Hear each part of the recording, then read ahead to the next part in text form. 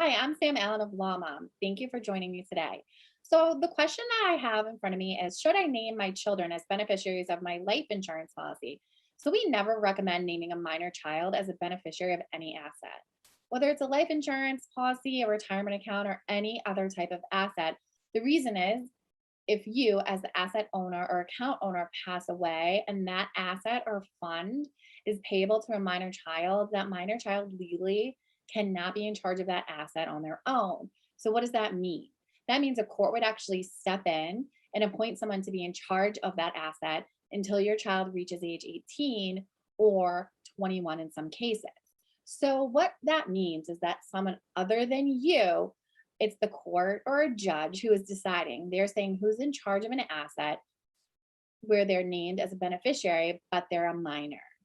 You, as part of your estate plan, can make that choice ahead of time so you're not relying on what a judge would actually choose. So if you name a minor child outright as a beneficiary, we're leaving it up to chance something were to happen before the child reaches adulthood, then someone else, a stranger, being a judge likely, or the court is deciding who's in charge of that asset and making decisions about how to invest those funds and ultimately how to spend those funds for your children.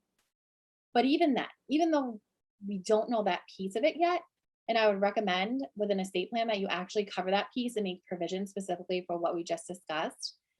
If you just leave it up to a judge to decide who's in charge of assets until your child's 18 or 21, and it's a significant amount of money, let's just say $1 million dollars of life insurance, and if it's teenagers getting it at 18 years old, think about what you might be doing at 18 with that money, or even 21, handing a check and saying, here you go, with no more adult oversight.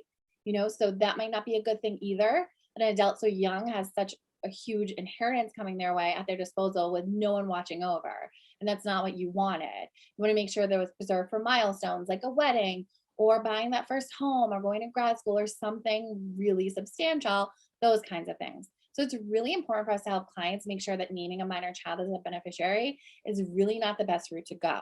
If you'd like to discuss more or learn more, which I encourage you to do, please book a free consultation with us at www.lawmom.com. You can also call us on the phone at 781-277-4488. I look forward to hearing from you and helping to protect your loved ones. Thanks so much, Sam Allen.